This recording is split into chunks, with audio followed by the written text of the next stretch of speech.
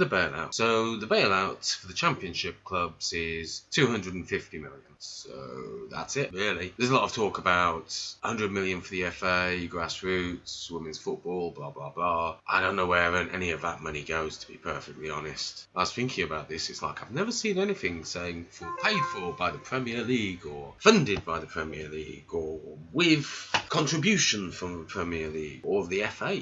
I've never seen any sign like that. Maybe they don't have signs like that on the buildings. Maybe they do it quietly, but I would think FA, you should probably be putting a sign up when you're doing it so we can say, hey, look, the FA is doing something. Probably, though, that they're not doing anything because the young kids in Birmingham, the ones in Aston, the ones that are traditionally seen as the underprivileged, though I don't know how you really judge that in Birmingham, but yeah, they go to the Power League. They don't go to some, FA facility. They go to the Power League, they pay money to a company, or they did before COVID, and and they pay for their soccer. Don't know where the FA funding is, because I've never seen anything with any indication that the FA funds anything in Birmingham.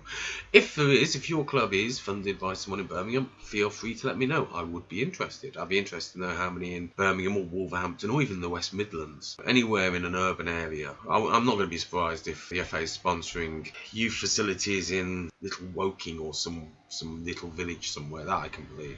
I don't see anything in Birmingham or the West Midlands, so please prove me wrong. I would like to be proved wrong. So yeah, I don't, talking about any of that, other than they're probably going to make a Women's Premier League, that's about the only real meaningful thing there, and that's going to just diminish the number of women's teams out there, because if you're not in the Premier, well, you don't count anymore. I don't know if that's better or worse. I'm not a follower of a women's game, so I can't say, but it doesn't seem like a good move to me, but I could be wrong. So 250 million is what we're discussing. That's literally nothing. In the short term, for 1 year, it helps, presuming that the fans are back in the grounds within the year. I mean, who can predict that with our current government? Yeah, it'll help. It's not going to massively change the situation. There are other aspects coming up that will. Specifically, I'll cover those in a section called dates. Yeah, 250 million, maybe it does something for a year. I mean, it's probably double their usual TV money, which is their biggest revenue. Clubs like Reading are so far over their wage to TV money revenue that they're very well pulling away. I think they're 20 million over the last time they reported. So presuming that stayed the same, or probably stayed the same, their only real option is to go for the title, which seems to be what they're doing. Yeah, Nottingham Forest, it looks like they've tried to deal with it and weaken their team. Two different ways of dealing with it, but I don't know which one's going to work out. 250 million, yeah, you pay off Ipswich and Charlton's debt. Oh wait, no, they're League One. Yeah, you pay off Reading's debt. How are you going to actually deploy this?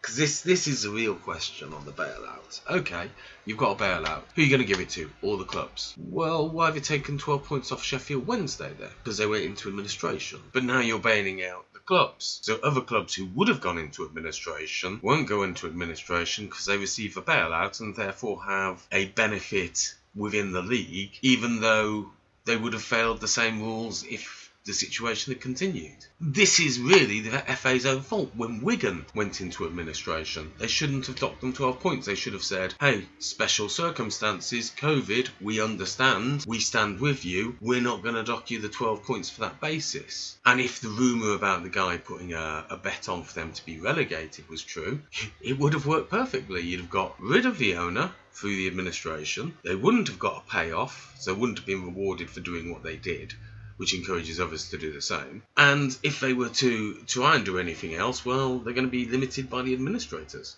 Wouldn't have had that whole embarrassment. You'd have come out of it looking quite sensible, but you missed the shot, and now you've set precedent.